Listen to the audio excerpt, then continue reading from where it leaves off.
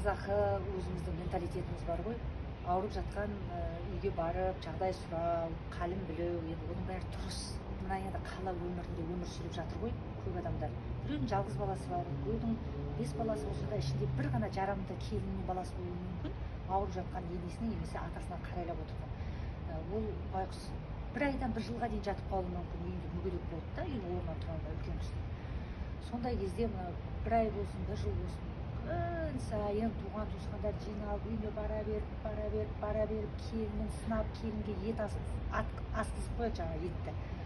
Енді осы нәрсені тоқтатыңыздаршы деп жатырмын да. Ауыл өмірінде де, қала өмірінде де, келін байқұстарында да қанша жалмауыз болса да жаны бар шығар, жалмауызға да жан керек шығар.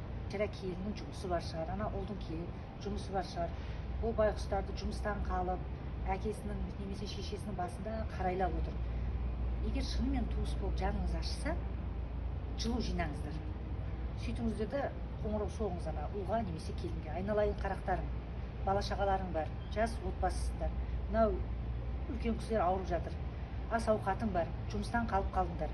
Мынау 1-2 айлық сендердің көмектерің деп жинап, бір 200-300 мың салып жіберші бір айға. Ананың дәрі-дәрмегі болады, жылы жұмсап. Кетіп қалады, қашан кетіп қалады деп ол байқұстарда айлықтарын, тиындарын санап, тірлігін жасап отырмыз.